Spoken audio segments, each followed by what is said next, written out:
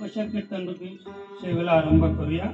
तर प्रथम थोडक्यात सांगायचं म्हणजे करू हे कीर्तन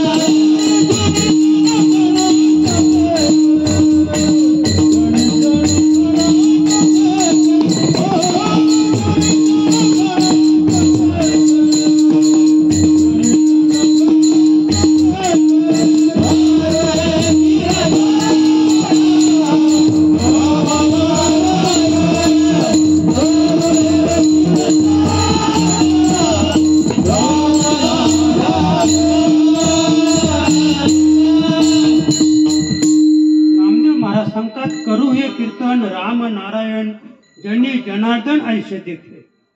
रामनारायण याचा अर्थ असा आहे की कुठेच उणं पाहायचं नाही. पशुमध्ये, पक्षामध्ये, कोणत्याही प्राण्यामध्ये, माणसामध्ये, अन्य दगड वेली वृक्षांमध्ये सुद्धा रामनारायण. लक्षात का?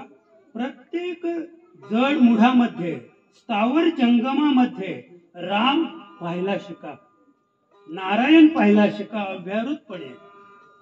अशी शिकवण नामदेव महाराजांची आहे. आणि ही शिकवण नामदेव महाराजांनी त्यांच्या उत्तर काळात समाजाला केलेले. महाराज त्यांचं पूर्व आयुष्य देवाच्या सानिध्यात गेलं. देव माझा, मी देवाचा, हीच माझी सत्यवाचा, असे नामदेव महाराज.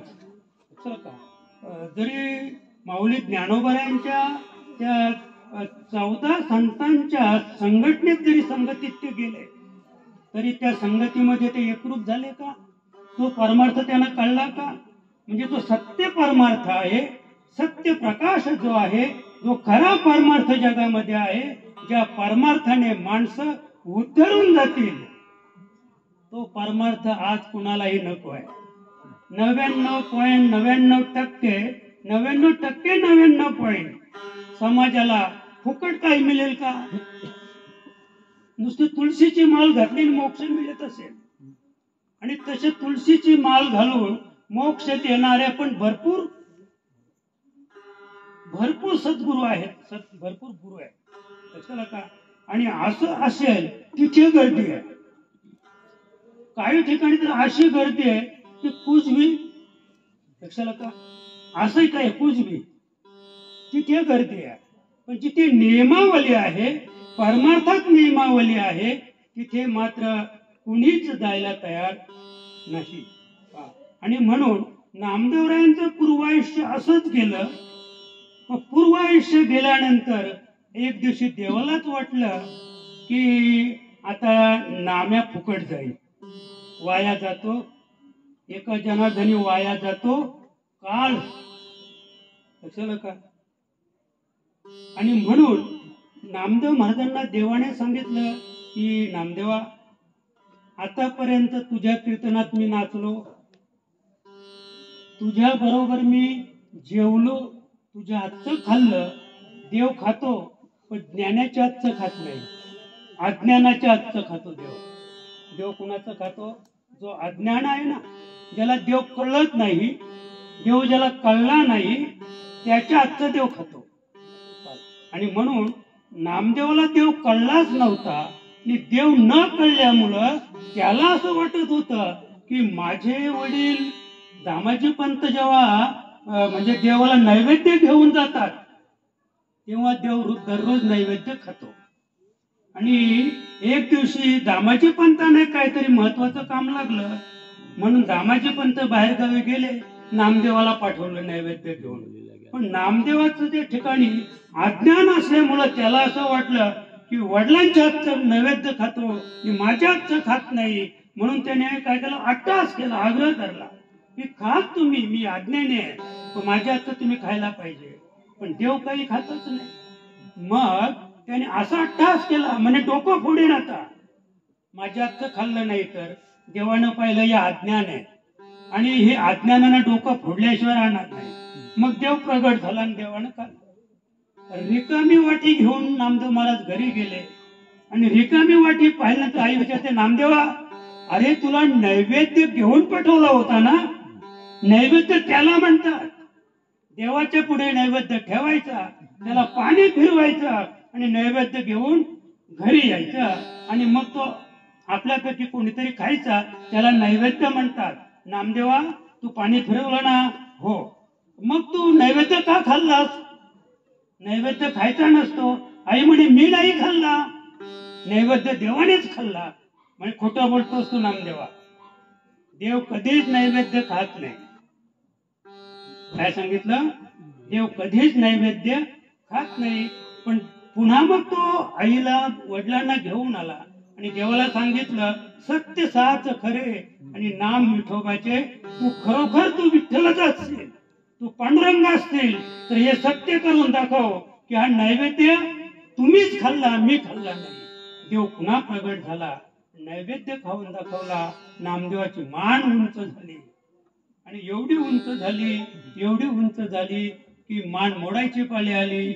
म्हणून आता त्याला वाकवलं पाहिजे, नाही का. लहानपण हेची बरवे, मधु शर्करे चाखावे, उन्मत्त होऊन फोडावे गजे वनीची लाकडे. आणि म्हणून नामदेवाला सांगितलं की नामदेवा आता तू औंढ्या नागनाथाला जा आणि तिथे जाऊन विसोबा क्षेत्राला शरण ये. म्हणजे जर पारमार्थिक जीवनाचा आपण विचार केला तर नामदेवाचं वय फार होतं. जेव्हा ते माऊलीच्या जोडीला तीर्थाटनाला गेले तेव्हा त्यांचं वय 55 ते 60 होतं, नामदेव महाराजांचं वय. पण नामदेव महाराजांना इतका महान एक अधिकार प्राप्त झाला की पारमार्थिक विचार आपण केला तर ज्ञानोबा यांचे ते नातू होते, सामान्य नाही महाराज. विचारा का मी नातू कोणाचे आहेत ते? आता आपण पत्रिकेवर पाहतो, आमच्याकडे तो प्रघात नाही महाराज. पण आपण जर इगतपुरी घोटी भागात गेलो ना तर बापाचं नाव वर नाहीये, अमक्या अमक्या पाटलाचं ते नातू वरची हेडिंग असते, नातू म्हणून हेडिंग असते, मुलगा म्हणून नाही. ज्याचा मुलगा आहे त्याचं नाव त्या मुलाच्या खाली आहे. ज्याचं लग्न आहे ना, ती मुलगी असो मुलगा असो, त्या मुलाच्या त्या मुलीच्या खाली नाव आहे आमक्या अमक्याचा मुलगा. पण वरती हेडिंग आहे आमक्या अमक्याची नात किंवा नातू. म्हणजे एवढा मोठा मान कुणाला प्राप्त झाला? नामदेव महाराजांना प्राप्त झाला. आणि आपल्याला फक्त एक पारमार्थिकच पाहायचंय की औंढ्या नागनाथाला गेले, विसोबा क्षेत्राला शरण गेले, विसोबा क्षेत्राने त्यांना देव दाखवला. जलीस्थली काष्टी पाषाणी भरलेला देव विसोबा क्षेत्राने आणि नामदेव यानं दाखवला. आणि मग नामदेवराय घरी आल्यानंतर चपात्या लाटायला बसले. एवढी मोठी चवर लाटली होती महाराज. एक कुत्र आलं, कुत्राने ते सगळी चवरच्या चवर उचलली, कमीत कमी 20 चपात्या असतील. आणि ते नामदेवाने पाहिलं. नामदेव महाराज वास्तविक लाटणं घेऊन धावायला पाहिजे होतं, पण तुपाची वाटी घेऊन त्या कुत्र्याच्या पाठीमागे झाले. देवा थांबा, देवा थांबा. मला फक्त एवढं सांगायचंय की जनी जनार्दन ऐसे देखे, कुत्र्यात सुद्धा नामदेवरायांनी देव पाहिला. आणि नुसता देवच पाहिला नाही तर महाराष्ट्र ते पंजाब प्रांतापर्यंत हा जो सत्य परमार्थ आहे तो परमार्थ त्यांनी त्या ठिकाणी विकवला. उत्तर काळामध्ये पंजाबमध्ये त्यांचं फार मोठं असं कार्य. आणि जेव्हा अगदी शेवटचा काळ आला नामदेव महाराजांचा त्यावेळेला बैलगाड्या होत्या महाराज. आम्ही चिरे पायरीचे एक उत्तम मोठं पुस्तक आहे, आम्ही चिरे पायरीचे. त्याच्यात इतकं सुंदर वर्णन केलेलं आहे की नामदेव महाराज पंढरपुरात पोहोचू शकले नाही. 12 कोसावर बैलगाडी आली नामदेवरायांचा शेवटचा क्षण आला. नामदेवांनी सांगितलं गाडी थांबवा. गाडी थांबवली. नामदेव महाराज उठून बसले आणि तिथूनच पांडुरंगाला नमस्कार केला. देवा, आता मी पुढे येऊ शकत नाही.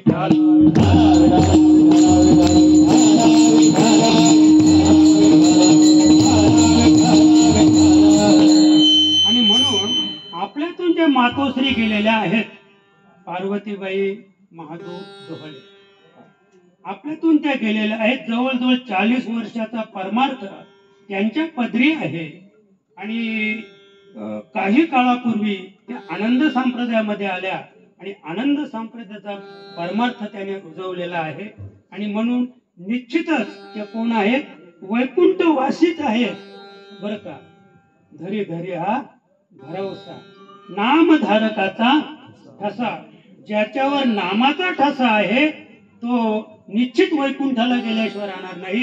आणि म्हणून आमच्या ज्या मातोश्री आहेत त्या वैकुंठालाच गेलेल्या आहेत. त्याचं कारण तुकोबा सांगतात बरं का. बीज भाजून केली भाजून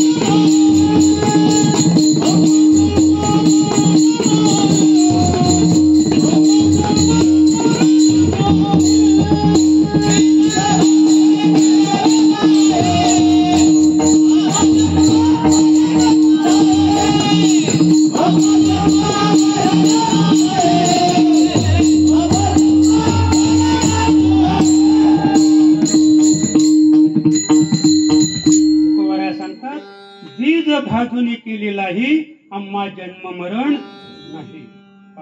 म्हणजे हे बीज म्हणजे भाताचं बीज बरं का. जिथे लाही शब्द आलेला आहे हे भाताचं बीज आहे.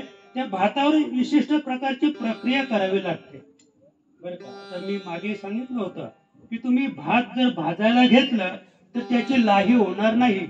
त्याचं काय होईल? फूल. भाताचं, बाजरीचं, ज्वारीचं, मक्याचं तुम्ही काहीही भाजा, त्याचं काय होईल? फूल होईल. पण गव्हाची सुद्धा लाही विकायला येते. मोठी लाही, एवढी मोठी लाही होते गव्हाची. गव्हाची लाही विकायला येते. भाताच्या लाह्या सुद्धा विकायला येतात. पण त्याच्यावर जी प्रक्रिया करायची आहे ती काहीतरी वेगळी प्रक्रिया आहे.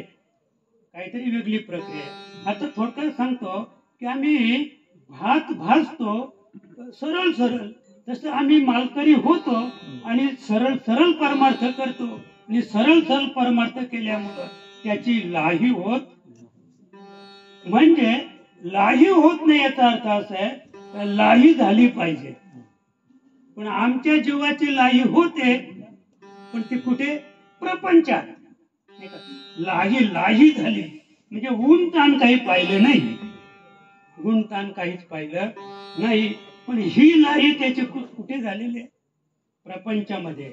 आणि आपल्याला परमार्थात लाही करायची महाराज. म्हणजे काम, क्रोध, लोभ, मोह, मत आणि मत्सर हे षड विकार आपल्याला भाजायचे, जाळायचे आहेत. आणि हे जाळले, हे भाजले की मग जन्म मरण बस चुकलं आपलं जन्म मरण. कारण हे जे षड विकार आहे त्याचं मूळ आहे वासना. त्याचं मूळ आहे वासना.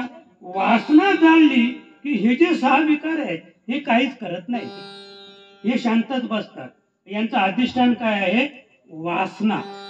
की वासना आपल्याला जाळायची. आणि एकदा वासना जाळली की 6च्या 6 गप्प बसतात. तसं तुकोबा सांगतात की बीज आपण भाजलं, पण त्याच्यावर प्रक्रिया करायची. प्रक्रिया केल्याने ते भाजलं की त्याची लाही झाली की तुम्ही अशा किती पोते लाह्या जरी जाऊन जमिनीत पेरल्या तरी एकाही लाहीची उगवण होणार नाही. तसं एकदा आपण हे 6 जणांचे अधिष्ठान वासना जाळली, वासना जळून खाक झाली की मग तुम्ही कसेही वागला तरी सुद्धा तुम्हाला मृत्यूही नाही आणि जन्म सुद्धा नाही. तिथे जन्मच नाही. जन्म नाही रे. तुका म्हण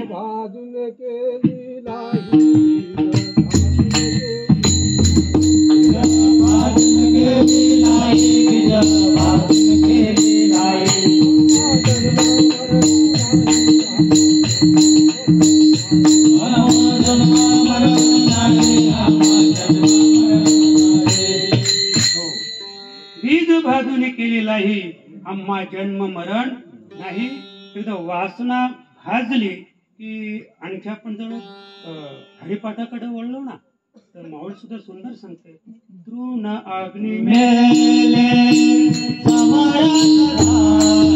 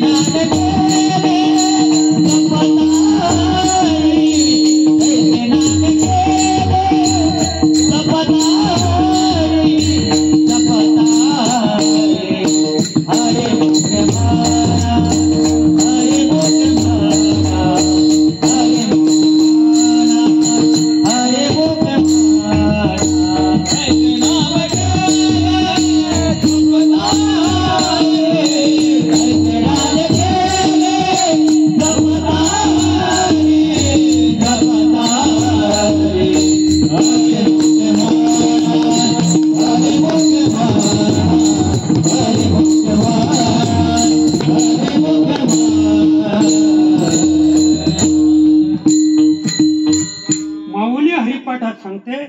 तृण अग्नी मेळे समरस झाले. म्हणजे गवत आणि अग्नी ही दोन्ही एकत्र जर आली तर काय होईल.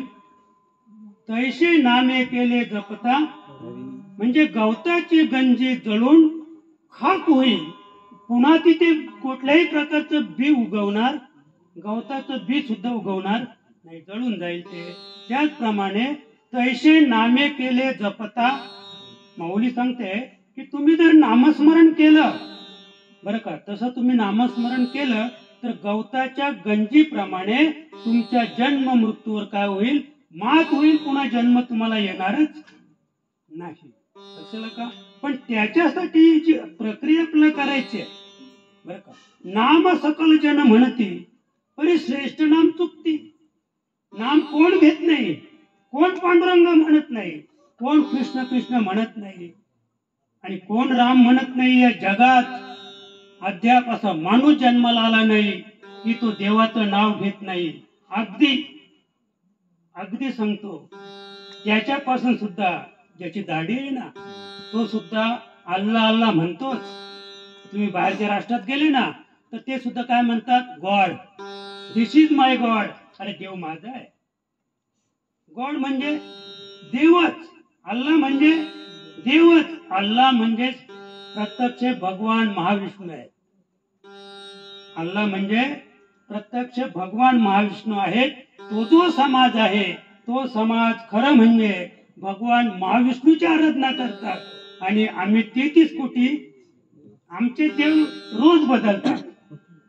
म्हणून लक्षात का, ते दिवसातून 5 वेळा नमाज पडतात पण एकच आमचं काय आहे, एक अल्लाह. अल्लाह म्हणजे भगवान महाविष्णू.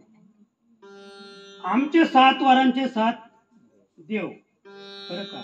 एकदा तुम्ही सोमवारी भगवान शंकराकडे गेले, त्याचा अभिषेक केला आणि मंगळवारी देवीकडे आपण गेलो की तो भगवान शंकर पाठ फिरवतो. जा आता ते देवीच्याच मागे लाग नाही का. आता हा देवीची आज भक्ती करतो मंगळवारी, बुधवारी पांडुरंग, लगेच पंढरपूरला धाव देतो. देवी पण विचार करते जा तिकडे पांडुरंगाच्याच मागे लाग. म्हणजे प्रत्येक जेव्हा तुम्ही एक वर सोडून दुसऱ्या वराला भक्ती करता त्यावेळेला तो देव तुम्हाला पाठमोऱ्या होतो आणि कोणताच देव आपल्याला पावत नाही. आणि आमची जी निष्ठा आहे, आमचा जो भाव आहे, तो भाव तोची देव पा. आणि म्हणून तुकोबारा सांगतात तुम्हाला देवच प्राप्त करायचं असेल तर एक करा, एक धरिला जिद्दी, एक धरिला जिद्दी, एक धरिला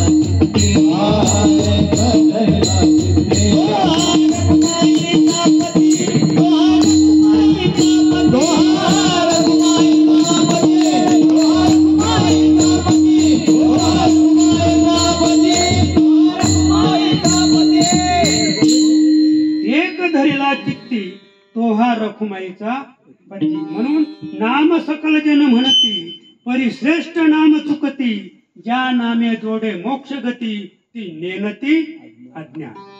ज्या नामस्मरणाने ज्या नामाचा उच्चार केल्यानंतर आम्हाला मोक्ष प्राप्त होईल ते नाम नेनती अज्ञान. ते कुणालाच अद्याप कळलेलं नाही. आणि म्हणून ज्याला कळलं तुकोबाला कळलं, पण कधी कळलं? उत्तर आयुष्यात. तुकोबाला कळलं. एक तुकोबाचं वय किती? कुठे 42 तर कुठे 46. काही शास्त्रात सांगितलं तुकोबा 46 वर्ष जगले, तर काही शास्त्रात सांगितलं 42 वर्ष जगले. आणि तुकोबराज जेव्हा वैकुंठाला गेले तेव्हा जिजाबाई गरोदर होत्या. आता तुकोबांचंच काय, पण महाराष्ट्राचा राजा, मला वाटतंय आज शिवजयंती आहे, महाराष्ट्राचा राजा छत्रपती शिवराय ते 3 वेळा जन्माला आले. किती वेळा? 3 वेळा. म्हणजे छत्रपती शिवरायांची जन्म म्हणजे ज्याला आपण जयंती म्हणतो शिवजयंती, ती वर्षातून किती वेळा साजरी होते? 3 वेळा साजरी होते. लक्षात का? जिथे शिवरायांची ही दशा आहे तिथे आमचं काय असेल? आणि तुकोबारायांच्या वेळेला तुकोबाराय किती वर्ष जगले आणि केव्हा गेले आणि केव्हा राहिले, काय होतं तेव्हा? म्हणजे हे सगळं गणित जे आहे हे अंदाजे गणित आहे. मला हे सांगायचं की उत्तर आयुष्यामध्ये तुकोबारायांना बाबाजी चैतन्य स्वामींची भेट झाली. 31 वर्ष तुकोबांनी वाऱ्या केल्या आणि 31 वर्ष वाऱ्या केल्या. कोण्या गावी आहे असेल कोणा ठावा? सांगा की कोणा असेल तरी ठावा. कोणाला माहित असेल पण जाऊन कुठे विचारायचे? शहाणे होते ते. पंढरपूरला गेल्यानंतर मग चौकशी करायचे.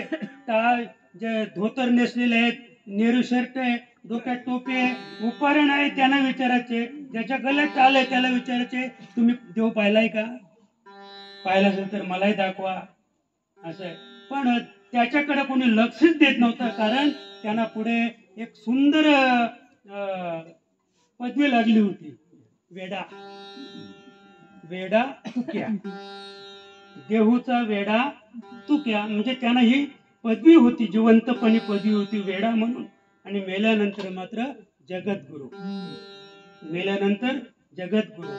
माऊली जेव्हा जिवंत होती ना तेव्हा लोक शेण मारायचे, दगड मारायचे, त्यांच्या झोळीमध्ये माती टाकायचे. आणि माऊली जेव्हा गेली ना वैकुंठाला तेव्हा काय तिचं नाव पडलं? माऊली. त्याच्या आधी ती माऊली होती का? त्याला कोणी माऊलीला कोणी ज्ञानेकरी म्हटलं का? नाही, ज्ञाने सुद्धा कोणी म्हटलं नाही महाराज. अतिशय स्थिती कठीण होती समाजाची. आणि असो, आपला फक्त एवढाच विषय आहे की नेनती अज्ञान. आणि ते तत्व तुकोबारायांना जेव्हा प्राप्त झालं मग तुकोबाने सांगितलं की पंढरीची वारी आहे माझ्या घरी, अनेक न करी तीर्थव्रत. आता मी कोणत्याच तीर्थाला जाणार नाही. आता वारी उलटी झाली. लक्षाला का? म्हणजे पांडुरंगराया देऊला यायला लागले. पांडुरंगराया देहूला यायला लागले. पांडुरंगराया आळंदीला यायला लागले. आणि आम्ही मात्र अज्ञानामुळे पंढरपूरला जायला लागलो देवदर्शनासाठी. देव पंढरपुरात नाही. जेव्हा संतांच्या पुण्यतिथी येतात तेव्हा देव कुठे असतो? संतांच्या घरी राहतो.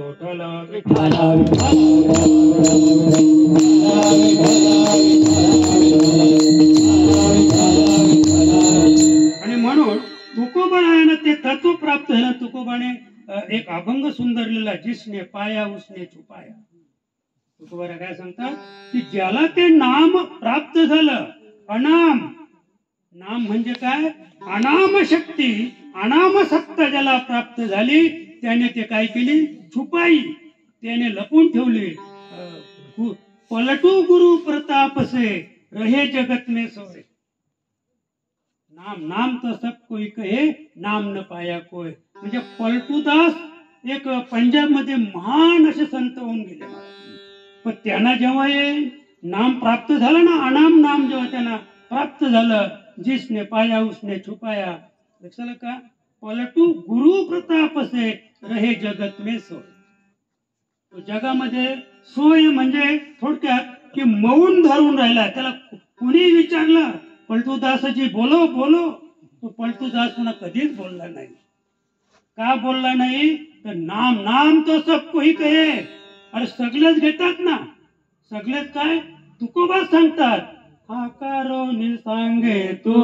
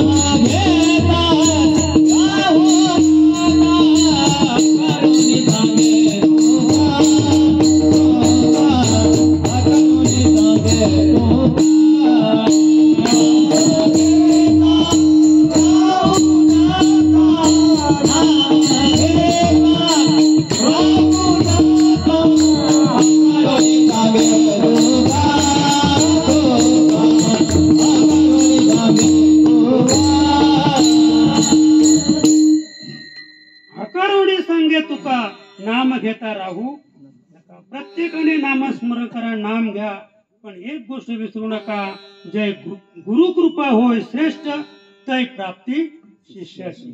जे श्रेष्ठ नाम आहे ना, ज्याला आम्ही नाम म्हणतो ना, ते नाम तेव्हा त्या साधकाला त्या शिष्याला प्राप्त होईल, जय गुरु कृपा होय श्रेष्ठ. जेव्हा गुरुची कृपा आपल्यावर होईल, त्या साधकावर होईल, त्या शिष्यावर होईल, तेव्हा ते नाम त्याला प्राप्त होईल. त्याला त्या नामाची ती सद्गुरु माऊली प्राप्ती करून देते. म्हणजे असं हे तत्व आहे आणि त्या तत्वापर्यंत आपल्याला पोचायचंय. आपल्यातून गेलेली जी माऊली आहे तिने उत्तम असं नामस्मरण करून त्या तत्वापर्यंत पोहोचलेले आहे आणि म्हणून तुम्ही आम्ही आपण सर्व तिच्या शेवटच्या कार्याला इथे हजर आहोत.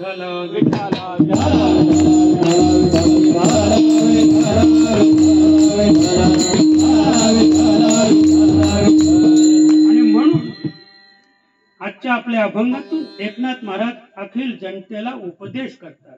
इता कारतो सांगत से भूत, इता कारतो सांगत से भूत,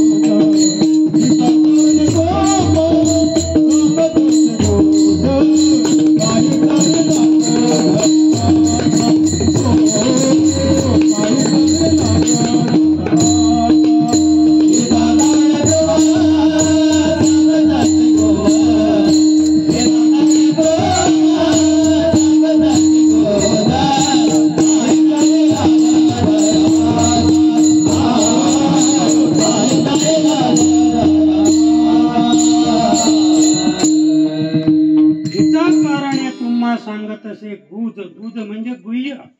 नाथ महाराज सांगतात की एकंदरीत संपूर्ण जगाचा कळवळा संतांच्या ठिकाणी आहे आणि म्हणून हे गुह्य आहे.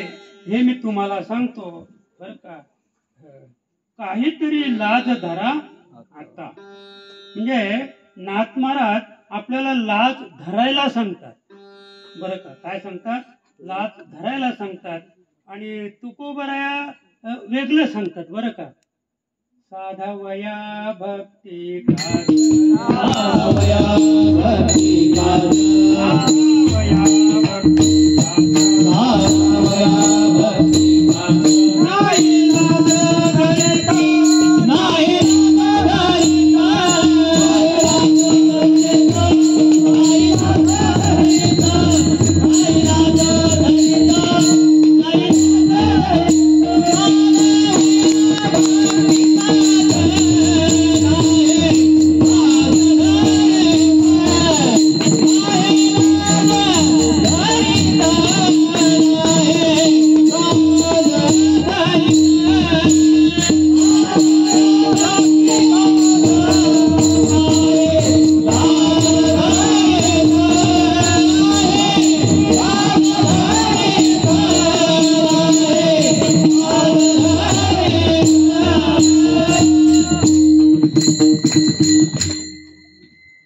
संतांचा विरोधाभास आहे. तुकोबऱ्या सांगतात साधावया भक्ती काज नाही लाज धरीत पण कोण देव. देव जो आहे ना, तर मानवाकडून जर भक्ती करून घ्यायची असेल तर तैसे ते माझे कलत हे जाणीचे आणि कायसे न लजे तयाचे नेहमी. सुंदर उदाहरण गीतेमध्ये भगवंत सांगतात की तैसे ते माझे कलत्र हे जाणीचे. कलत्र म्हणजे माझ्या कुटुंबापैकी. कुटुंब म्हणजे कसं काय तुमचं कुटुंब? कुटुंब म्हणजे आई बाप पोरं भाऊ बहिणी, त्याला कुटुंब नाही म्हणत. कुटुंब म्हणजे पत्नी. तैसे ते माझे कलत्र हे जाणीचे. काय सांगतात भगवंत, काय सांगतात अर्जुनाला की जी माझी पत्नी आहे नाही का, तुका म्हणे नग्न भाज तरी ती लाज पतीशी. पत्नीचं लुगडं फाटलं तर तिला लाज नाही वाटत, परिस्थिती तशी. लुगडं फाटलेलं नेसते ती पत्नी, परिस्थिती तिला नेसवते, पण लाज कोणाला वाटते? फाटलेलं लुगडं पाहिल्यानंतर पतीला लाज वाटते. मान खाली घालतो तो, डोळ्यातून अश्रू वाहतात त्याच्या. अरे काय जिंदगी आहे माझी, मी माझ्या पत्नीला सुंदर वस्त्र तिच्या अंगावर पाहू शकत नाही. लक्षाला का? तो का म्हणे नग्न भाज तरी ते लाज पतीशी. तुकोबऱ्या सांगतात. आणि त्याचप्रमाणे देव सुद्धा सांगतात की तैसे ते माझे कलत रहे जाणीजे कायशे न लजे तयाचे नेहमी. लक्षाला का? म्हणजे देव इथे जरा वेगळं सांगतात की ज्याप्रमाणे आपली पत्नी आजारी पडली तर तिचा जो पती आहे तो स्वयंपाक करतो, भांडी घासतो, घर झाडतो आणि प्रसंगी तिची साडी सुद्धा धुवायला त्याला काहीही कमीपणा वाटत नाही. तो मनाशी ठरवतो प्रसंगच बाका आहे. पत्नीच आजारी करावंच लागेल नाही का. म्हणजे जसं तो पती आपल्या पत्नीचं कोणतंही हीन काम करायला लाजत नाही, त्याप्रमाणे भगवंत सांगतात नाही लाज. हे तुकोबा सांगतात की तुम्ही जर परमार्थाच्या वाटेवर असाल तर तुम्ही कोण आहात? तुम्ही माझे आहात. कोण म्हणतो? देव म्हणतो तुम्ही माझे आहात आणि तुम्ही माझे आहात, म्हणून तुमचं कोणतंही काम करायला मी लाज धरत नाही. इकडे नाथ महाराज असं सांगतात की हिताकारणे तुम्हा. काय सांगतात? सांगत असे बुज आणि काहीतरी लाज धरा आता. काहीतरी शब्द तिरुक्ती दोष आहे. या अभंगात काहीतरी शब्द 3 वेळा आलेला आहे आणि 3 वेळचा अर्थ वेगळा आहे. पहिला जो काहीतरी आहे ना, या काहीतरी मध्ये जनाची नाही तर मनाची. काहीतरी लाज धरा आता. काय सांगतात नाथ महाराज? अरे तू मनुष्य म्हणून जन्माला आलास ना, मग तुला लाज नाही वाटत? गुरु केलास का? तुळशीची माळ गळ्यात आहे का? अरे नाही, जनाची तर मनाची नाही का. त्याच्या पुढे सांगतो अरे आईची नाही तर बापाची. काहीतरी लाज धर ना. एखादा दारू प्यायला लागला नाही का, एक पोलीस पाटील आहे, त्याचा मुलगा दारू पिऊन पडला तर एक विचार, अरे बाप तुझा पोलीस पाटील आहे, काही बापाची काय आहे का नाही? काहीतरी मला काय सांगायचंय, काहीतरी शब्दामध्ये हे गुपित लपलेलं आहे. हे गुह्य आहे की जनाची, मनाची, आईची किंवा बापाची. एखादा चुलता आमदार असेल, अरे नको आई बापाची, पण चुलत्याची तरी. तर समाजात तर चुलता कोण आहे? आमदार आहे, खासदार आहे तो नाही का. एखादा मोठा ऑफिसर असेल, काहीतरी त्याची तरी काहीतरी लाज धर असं.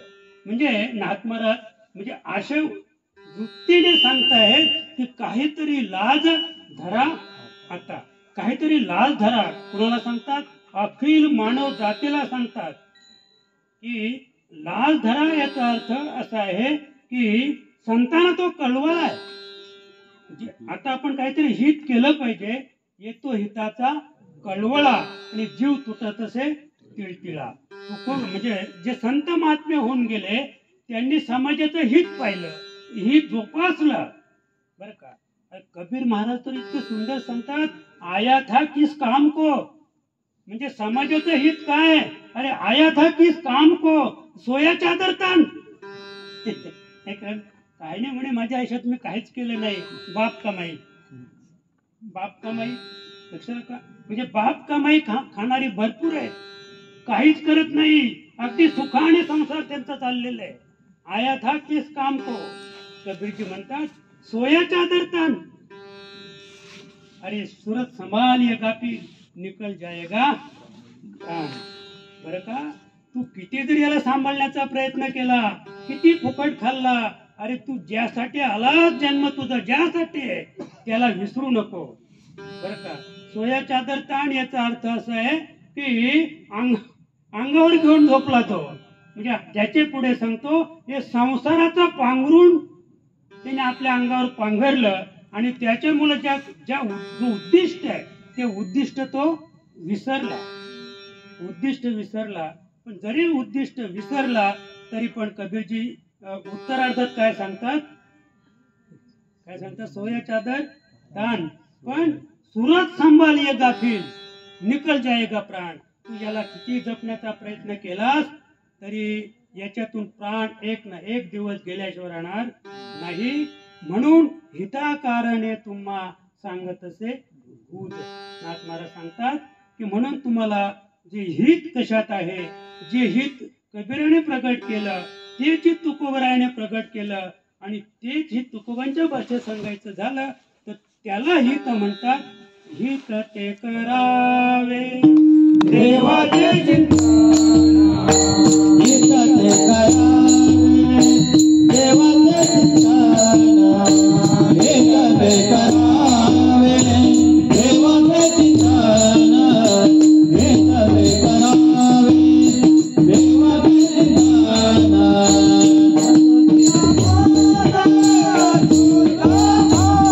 चिंतन. करुणिया माना शुद्ध भावे, शुद्ध भावे, हित ते करावे देवाचे चिंतन, हित ते करावे देवाचे चिंतन. तुकोबारा सांगतात, हित ते करावे देवाचे चिंतन, करुणिया मन शुद्ध भावे. पहा, आपलं जे मन आहे ते शुद्ध करायचे, कारण शुद्ध मन केलं की ते काय करतंय, नारायण स्मरवी. ते स्वतः नारायण नाही म्हणत, हे बाकीचे 10 इंद्रिय आहेत ना त्यांना तो स्मरवी, त्यांच्याकडून तो करून घेतो. मन स्वतः काहीच करत नाही. ही जी 10 इंद्रिय आहेत ना त्यांचा तो राजा आहे. त्या इंद्रियांचा तो कोण आहे, मन इंद्रियांचा राजा, त्याचे सर्व भावे पूजा. आणि म्हणून तो इंद्रियांचा राजा आहे, तो नारायण स्मरवी. तो 10 इंद्रियांना सांगतो तुम्ही नारायण म्हणा, आणि मग हे 10 नारायण म्हणायला लागले की त्याचं श्रेय कुणाला, मनाला, त्याचं श्रेय मनाला. आणि म्हणून तर तुकोबा सांगतात, नको नको माना माया झाली नको मला,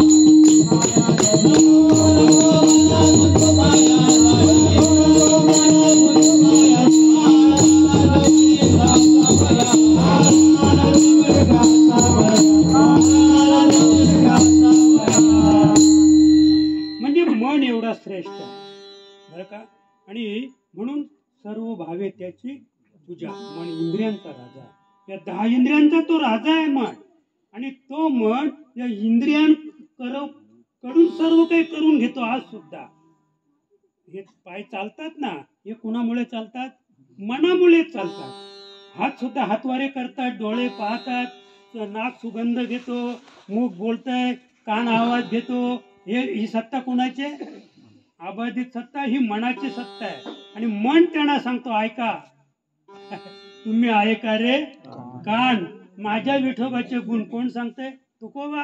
अरे तुकोबा नाही सांगत, मन सांगते कानाना, तुम्ही ऐका रे कान माझ्या विठोबाचे. डोळे तुम्ही घ्या रे सुख, पहा विठोबाचे. हे कोण सांगतंय, मन सांगतंय. आणि म्हणून डोळे काय तटस्थ झालेले आहेत, डोळे तटस्थ झाले कशामुळं, मनामुळं. मनाने डोळ्याला आज्ञा केली आणि म्हणून डोळे त्या मूर्तीकडे तटस्थ होऊन पाहायला लागले. काय सुंदर भजन चाललंय हो. पण हे कुणामुळं चाललंय, मनामुळं चाललंय. बरं ऐकतो कोण, कान. आज्ञा कुणाला आहे, कानाला आहे.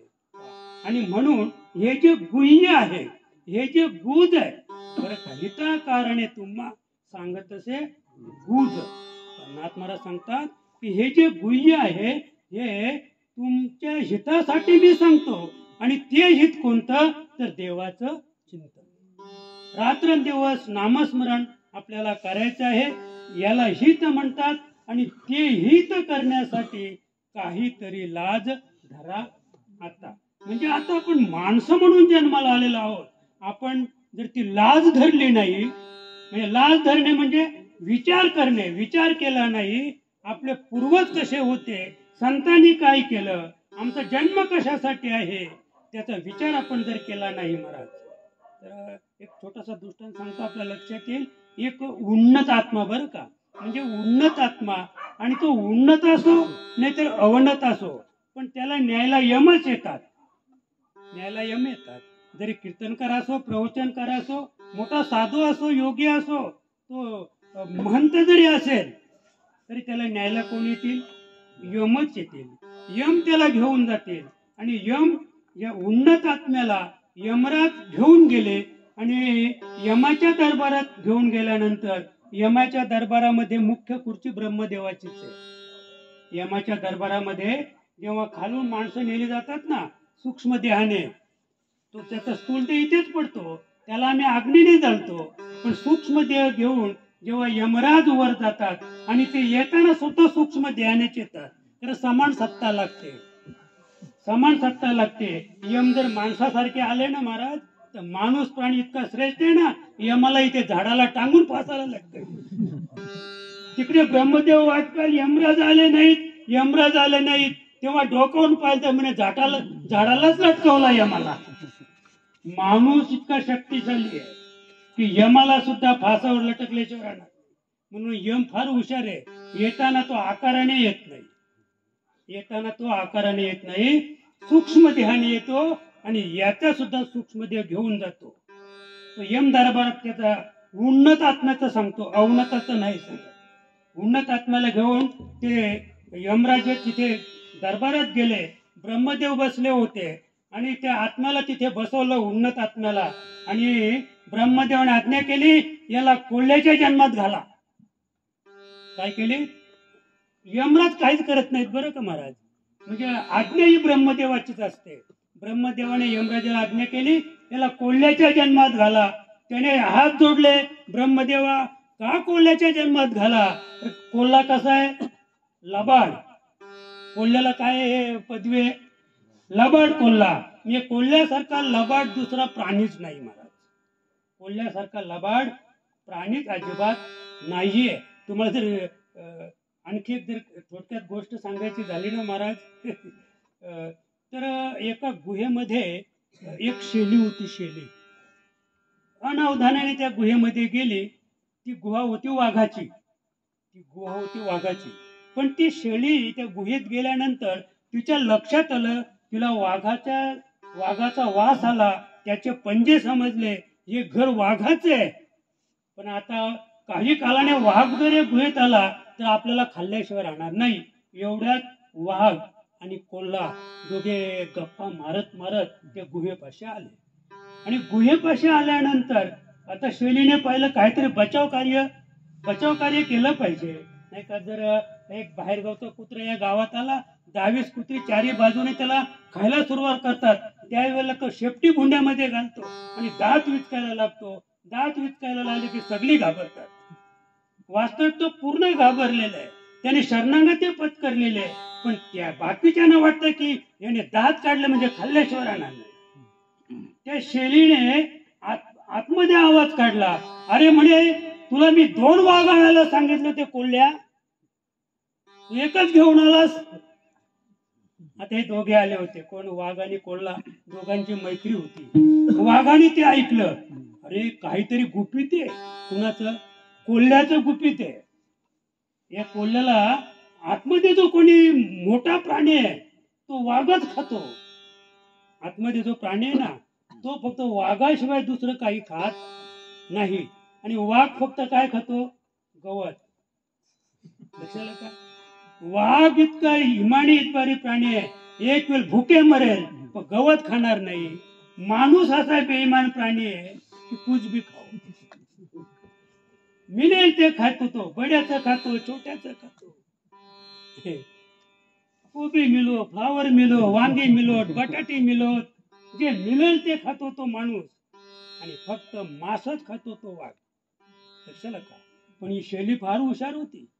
अरे म्हणे, तुला मी सांगितलं होते 2 वाघ घेऊन ये, तू एकच आणला तर माझी भूक कशी चेनेल. ते वाघाने ऐकलं. काही खोलो बा म्हणे, मला फसवतो का, एक तू गुपित करतो का म्हणे. दोघे जरा पळाले. पुन्हा त्या कोल्ह्याने थांबवलं. कोल्ह्याला माहित होतं हा आवाज कोणाचा आहे, हा आवाज शेलीचा आहे. त्याने ओळखलं तर आवाज शेलीचा आहे. वाघोबा काही घाबरायचं कारण नाही म्हणे, तो कोणी मोठा सत्ताधारी नाहीये बर का. तो कोणी सत्ताधारी नाहीये की तो निवडून येईल. लक्षात आलं का? तिकीट कसं आहे, अपक्ष उमेदवाराचं तिकीट आहे. ती शेली आहे, तिचा आवाज मी ओळखला. पण म्हणे माझा विश्वास नाही. कोण म्हणतो? वाघ. माझा विश्वास नाही म्हणे. विश्वास नाही ना, मग आपण असं करूया, शेपटीला शेपटी बांधून जाऊया. तुमचा विश्वास नाही ना, आपण आतमध्ये जाऊ, मग तर तुम्हाला कळेल ना. लक्षात का? आणि मग हे अगदी गुहेच्या तोंडावर गेले. तोंडावर गेल्यानंतर ती पुन्हा आतून बोलते, अरे तुला सांगितलं होतं ना 2 घेऊन ये, तरी पुन्हा एकच घेऊन आला, थांब म्हणे, तुला आता शिक्षाच करतो. एवढं वाघाने ऐकलं आणि जी उडी मारली, तसा कोल्हा उलटा पडला महाराज. आणि कोल्ह्याला घेऊन फार दशा झाली कोल्ह्याची. कोल्ह्याच्या अंगाला चांबडी सुद्धा राहिली नाही. हे कशाचं फळ आहे? लबाडीचं फळ आहे. आपण कुठे होतो? त्याला ब्रह्मदेवाने फरमान काढलं, याला कोल्ह्याच्या जन्मात घाला. बरं, आत्मा कसा होता? उन्नत होता. उन्नत दशेला प्राप्त झाला होता. तुमच्या सगळ्यांचे आत्मे उन्नत आहेत, सगळ्यांचे आत्मे उन्नत आहेत. पण संस्कृती जिला म्हणतात, ती संस्कृती आपल्यावर नाहीये. आपल्यावर उत्तम संस्कार नाही. अवस्था समाजाची फार कठीण आहे. हे कलियुग आहे. कलियुगामध्ये मालकरी जास्त मटण रांधतात. पाहुणा आला ना, तर पाहुण्याला ती भाऊ जर आला तर बहीण म्हणते दादा आलाय ना. मग बहीण मालकरी आहे 50 वर्षाची, दादा मालकरी नाही. मग दादाला ते, लक्षात का? फार स्थिती कठीण आहे. आणि त्या स्थितीतून आपल्याला बाहेर पडायचं आहे. आणि बाहेर पडण्यासाठी आपल्याला समाज प्रबोधनाची अत्यंत गरज आहे. आणि म्हणून हे जे गुह्य आहे, मला हे सांगायचं आहे, हे गुह्य आपल्याला प्रगट करायचं आहे. आणि म्हणून तो उन्नत आत्मा जो होता, त्या आत्म्याने ब्रह्मदेवाला प्रश्न केला की महाराज, म्हणजे तुम्ही मला कोल्ह्याच्या जन्मात घालता, मला ते मान्य आहे. पण कोल्ह्याच्या जन्मात घालण्यापूर्वी मी कोल्हा झाल्यानंतर मी कोल्हा का झालो, कोल्ह्याचा जन्म मला का प्राप्त झाला, त्याची कारण तुम्ही आधी सांगायला पाहिजे. म्हणजे हे स्वतःसाठीच नाही त्यांनी केलं, समाजासाठी त्याने प्रश्न टाकला ब्रह्मदेवाला की तुम्ही कोणत्याही योनीमध्ये आम्हाला घाला, ह्या आत्म्याला हा उन्नत आत्मा आहे. या उन्नत आत्म्याला म्हणजे मनुष्य देह सोडून गेलेल्या आत्म्याला तुम्ही कोणत्या योनीत घालण्यापूर्वी मनुष्य देह प्राप्त झाला असता, त्या देहामध्ये त्यांनी काय काय खोड्या केल्या, काय काय पाप केलं, कोणतं पुण्य केलं, आणि आणखी वेगळं चोऱ्या माऱ्या काय केल्या, या सगळ्याचं भान, सगळ्याचं ज्ञान तुम्ही त्याला ज्या योनीत घालाल त्या योनीत त्याला पाहिजे. म्हणजे त्याला समजेल की ही वेळ माझ्यावर का आली. आणि मग मात्र हा जीव सुधारल्याशिवाय राहणार नाही. बरं का? हेच म्हणजे काहीतरी लाज धरा आता, काहीतरी लाज धरा आता, म्हणजे काहीतरी मध्ये आपल्याला हे शिकायचं आहे. पण ब्रह्मदेवाने सांगितलं तसं आम्ही कधीच करत नाही, तसं आम्ही कधीच करत नाही. तुम्ही सांगता पण तसं होणार नाहीये. मग त्याने सांगितलं, धन्यवाद ब्रह्मदेवजी, मला कोल्ह्याच्या जन्मामध्ये जाऊ द्या. लगेच त्याला कोल्ह्याचा जन्म प्राप्त झाला आणि तो लबाड म्हणून या पृथ्वीवर जन्माला आला. मला फक्त हे एवढ्यासाठी सांगायचं आहे की आपला जो आत्मा उन्नत आत्मा आहे, तो उन्नत आत्मा अवनतीला कसा जाईल याचा विचार न करणे म्हणजे लाज राखणे, नाही का? अगदी मला वाटतंय मीराबाईचंच तो अभंग आहे ना, लाज रखो तुम मेरी कन्हैया, लाज रखो तुम मेरी कन्हैया, लाज रखो तुम मेरी कन्हैया, लाज रखो तुम मेरी कन्हैया।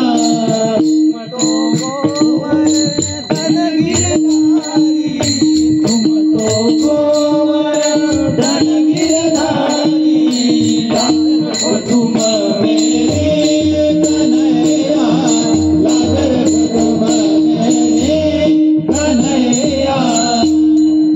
मीराबाई सांगते, लाज रखो तुम मेरी कन्हैया, तुम तो गोवर्धन गिर हरी। हे भगवंता, हे प्रभू भगवान श्री कृष्णा, तुम तो गोवर्धन गिर, तुम्ही गोवर्धन पर्वत एका अंगुलीवर उचलून धरला।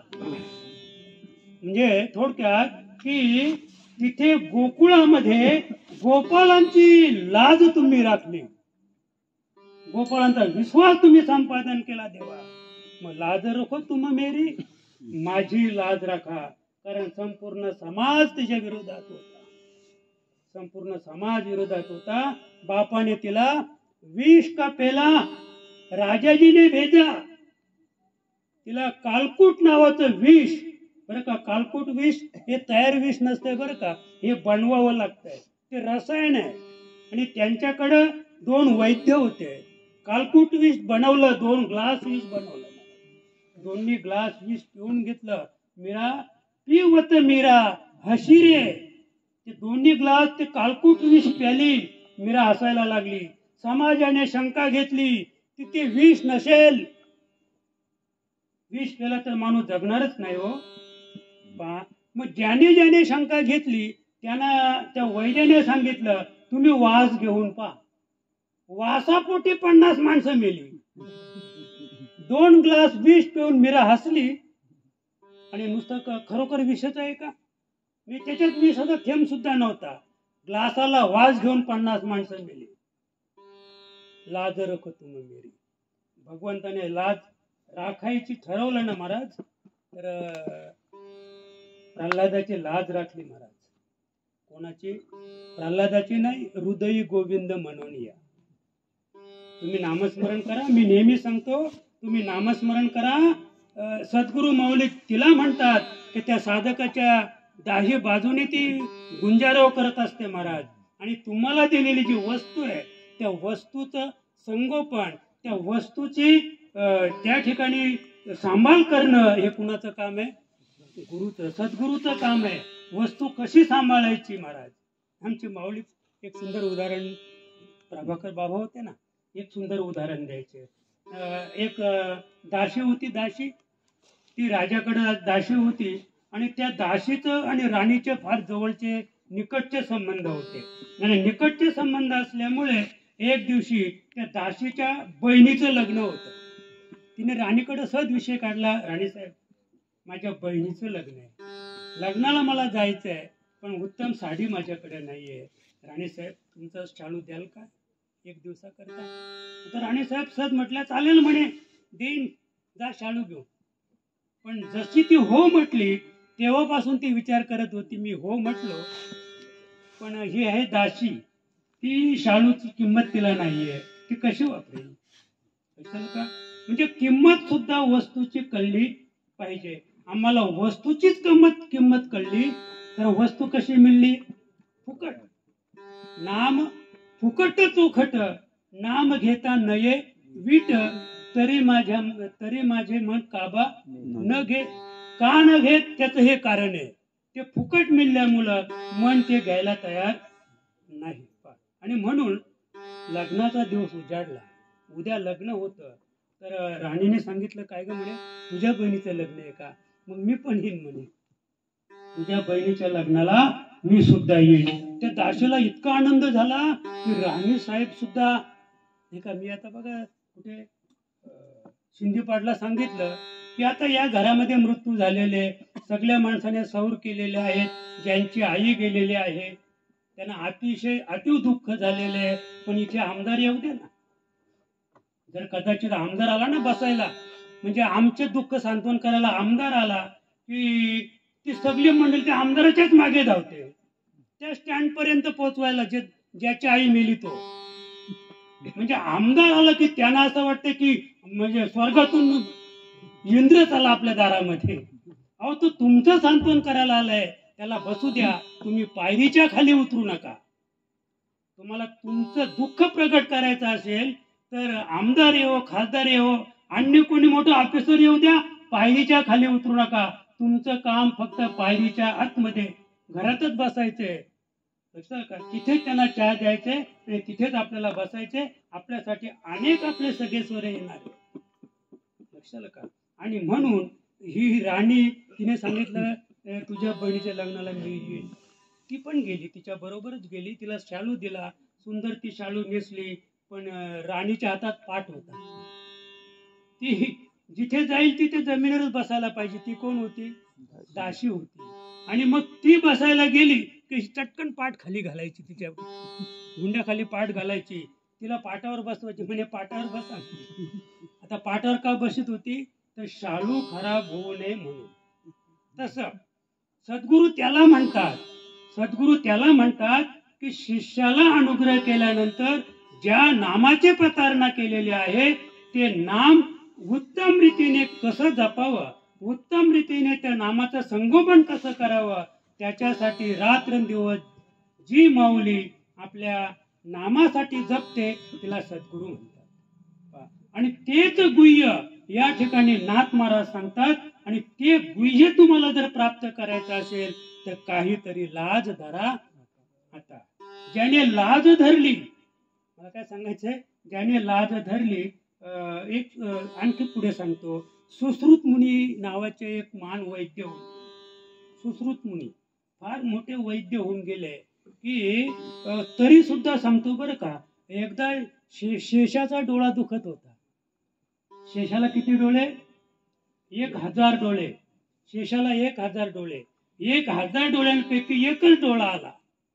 डोळे दोन्ही आले तर बरं. आता आपले किती डोळे आहेत? आपल्याला 2 डोळे. दोन्ही डोळे एकदाच आले तर बरं आहे. पण एकच डोळा आला तर अतिशय त्रास होतो. एक डोळा आला तर अतिशय त्रास होतो. ज्याचे 1000 डोळे आहेत आणि एकच डोळा आला, एवढा त्रास गेला. महिनाभर शेषाला झोप लागत नाही. हे सुश्रुत मुनी होते. तर त्याने त्याला त्रिघात मात्रा त्या डोळ्यामध्ये त्रिघात मात्रा टाकली तरी पण तो डोळा बरा झाला नाही. आणि म्हणून एक आपल्या खेडेगावावर एक वैद्य होता, डोळ्यांचाच वैद्य होता तो. तर त्याच्याकडे ते घराणं आलं की म्हणे शेषाचा डोळा दुखतो, 1 महिना झाला, झोप लागत नाही. पण म्हणे त्याच्यासाठी एक उत्तम उपाय आहे. त्रिघात नावाची जी वनस्पती आहे ती जर डोळ्यात घातली तर डोळा बरा झाला पाहिजे. पण म्हणे ती त्रिघात नावाची जी वस्तू होती किंवा औषध होतं ते डोळ्यात घातलं. हे सांगणारा कोण होता? सुश्रुत मुनी ब्राह्मणाचा वेश घेऊन तिथे आला होता त्या वैद्याकडं. त्या वैद्याने सांगितलं की म्हणे त्रिघात नावाची वनस्पती पण डोळ्यात टाकली. म्हणे ती वनस्पती फक्त सुश्रुत मुनींकडेच आहे आणि तो देवांचा वैद्य आहे, त्याच्याचकडे आहे ती. पण मग गुण का आला नाही? गुण आला नाही का? म्हणे मग त्याला वर्मच माहित नाही. म्हणे कोण सांगतो? हा आमचा हाड वैद्य, त्याला वर्मच माहित नाही.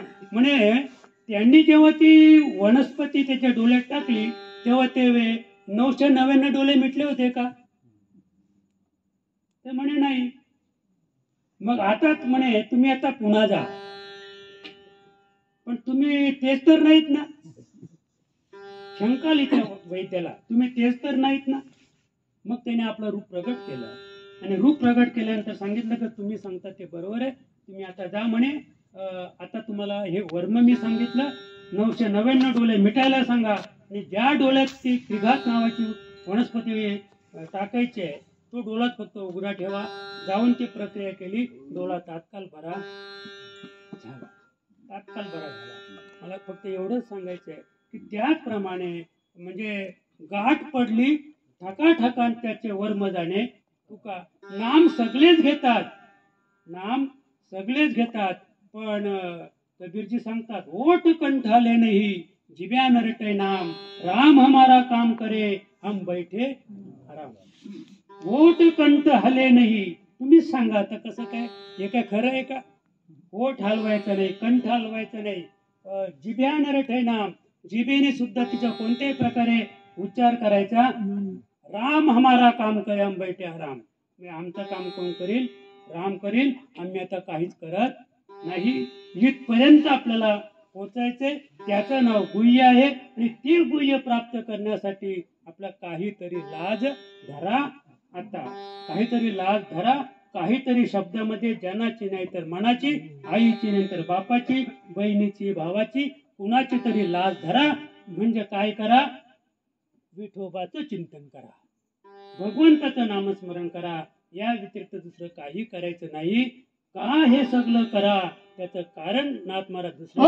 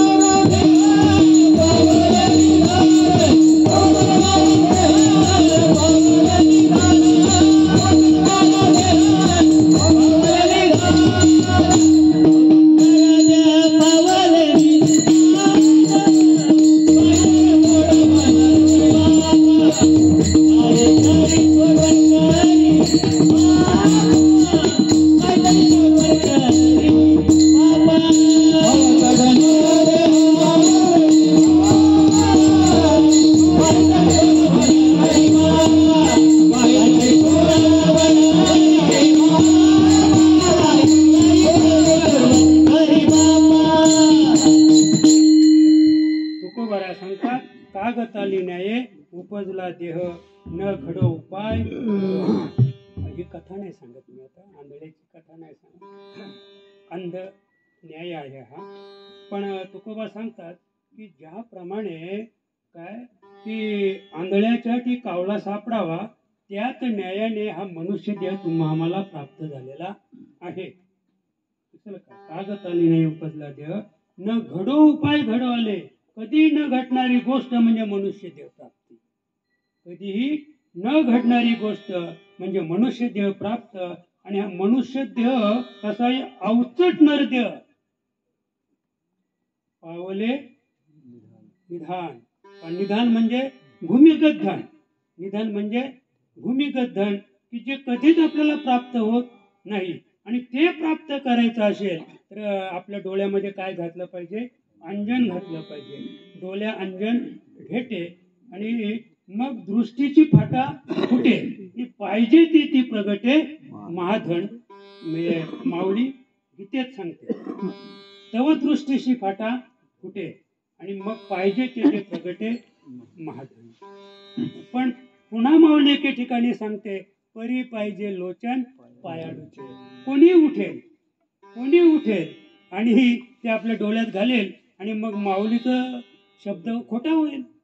म्हणे मी ते डोळ्यात घातलं अंजन, पण मला भूमिगत धन नाही प्राप्त झालं. आता तुम्ही सांगा, आपण एवढी मंडळी या ठिकाणी आहोत तर कोणी पायाळू आहे का? पायाळू मला वाटतं लाखातून एखादा असतो. पायाळू लाखातून एखादा असतो आणि त्याच्या डोळ्यात ते अंजन घातलं तर त्याला भूमिगत धन दिसेल. पण धन आमच्या जर रघुनाथ बाबांचं धन कुठे जर असेल आणि ते पण फुकट गेलं तरी चालेल, पण त्या पायाला ते आणणार नाही आणि त्यांच्या डोक्यात अंजन घालणार. कारण तो पायाला आधीच सांगितलं म्हणे अर्ध मला ते. पाहिलं ना तुम्ही आता समृद्धीचं कसं चाललं ते. असं आहे. तर तसं आहे, लक्षाला का. आणि म्हणून परी पाहिजे लोचन पायाळूचे. पायाळूचे जे डोळे, म्हणजे जो पायाळू माणूस आहे त्याच्या डोळ्यात अंजन घातलं तर भूमिगत धन प्राप्त होईल. तसं अवचट नरदेह पावले निधान, म्हणजे हे सहज आम्हाला दरवर्ष फल गिरे न लागे डाळ. कबीर महाराज सांगतात मनुष्य जन्म दुर्लभ आहे, कभी न मिले न बारंबार.